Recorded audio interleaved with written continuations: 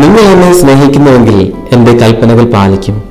യോഹന്നാൻ സുവിശേഷം 14:15. നമുക്ക് ഈശോയുടെ സ്നേഹമുണ്ടോ?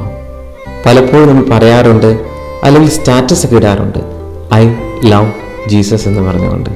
അതൊക്കെ എളുപ്പമാണ് ചെയ്യാൻ വേണ്ടി.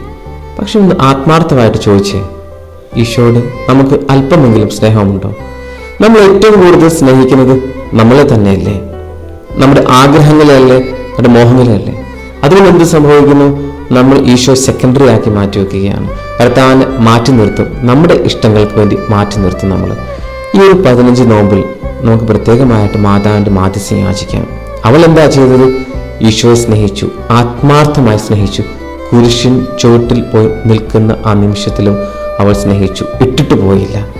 നമുക്കും മാതാവിൻ്റെ മാധ്യസ്ഥം യാചിക്കാം. മാതാവേ, അമ്മ ഈശോ സ്നേഹിച്ചതുപോലെ ഞങ്ങളും ഈശോയെ സ്നേഹിക്കുവാൻ ഞങ്ങളെ പഠിപ്പിക്കണമേ. ഞങ്ങളെ ഈശോയിലേക്ക് വളർത്തണമേ. ആമേൻ.